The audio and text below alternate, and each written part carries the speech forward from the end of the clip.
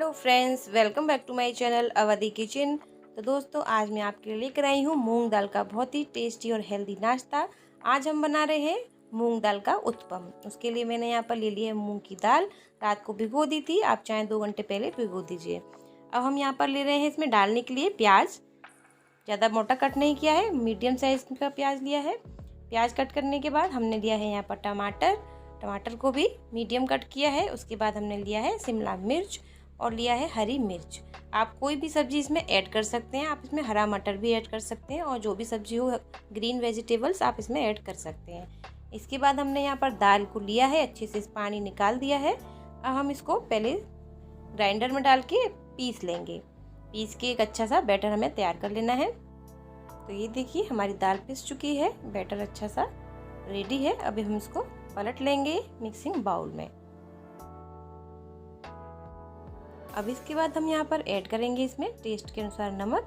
हम नमक के अलावा इसमें कोई भी खाना सोडा या इनो कुछ भी ऐड नहीं कर रहे हैं। अब हम इसमें ऐड करेंगे चुटकी भर हींग।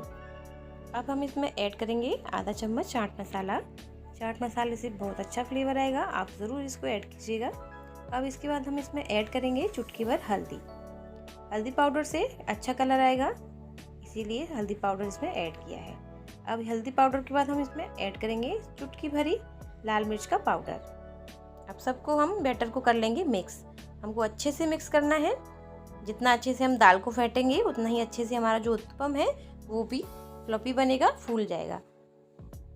तो 2 से 3 मिनट तक अच्छे से हम दाल को फेंट लेंगे। फिर इसके बाद ऐड करेंगे हमारी सारी वेजिटेबल्स। जैसे हरी मिर्च ऐड किया है, साथ में डाल रहे हैं शिमला मिर्च। इसके साथ ही हम यहाँ पे ऐड कर रहे हैं टमाटर और साथ में प्याज। सबको ऐड करके कर लेंगे मिक्स। ये मिक्स हो चुकी है। अब चलते हैं अब तवा की तरफ।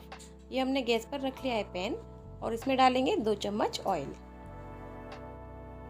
तो ये पैन हो गया है गरम। अब इसमें डाल देते हैं 1 चमचा भर के हम दाल को और इसको चारों तरफ से हमें फैला देना है। बैटर आप देख सकते हैं कि ज़्यादा गाढ़ा भी नहीं है और ज़्यादा पतला भी नहीं है। तो बस चारों तरफ से हम उसको, जैसे उत्पम बनता है ऐसे ही इसको फैला देते हैं। अब इसको हमें 10 मिनट तक एक तरफ से ढककर हमें पकाना है इसे। तो सबसे पहले हम इस पे डाल देंगे थोड़ा सा सफ़ेद तिल, जो देखने में भी और खाने में भी अच्छा लगता है। अब इसको ढक देते हैं और 10 मिनट के लिए छोड़ देते हैं पकने के लिए। तो ये देखिए दोस्तों, 10 मिनट हो चुका था तो मैंने इसको ढक्कन को हटा दिया है। अब हम इसको पलट देंगे और देखेंगे कि ये पीछे से कितना अच्छा सिका है। ये देखिए, बहुत ही अच्छा कलर आया है इसका, अच्छे से सिक गया है।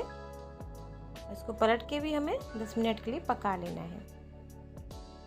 तो ये देखिए दोस्तों, हमारा ये उत्पम, मूंग दाल का उत्पम बिल्कुल रेडी है पककर, और ये देखने में भी बहुत अच्छा लग रहा है। तो जितना अच्छा ये देखने में लग रहा है उतना ही अच्छा ये खाने में भी लगता है।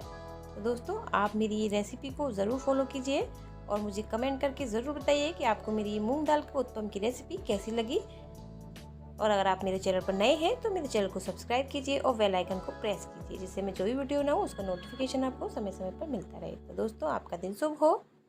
Good day, take care and bye bye.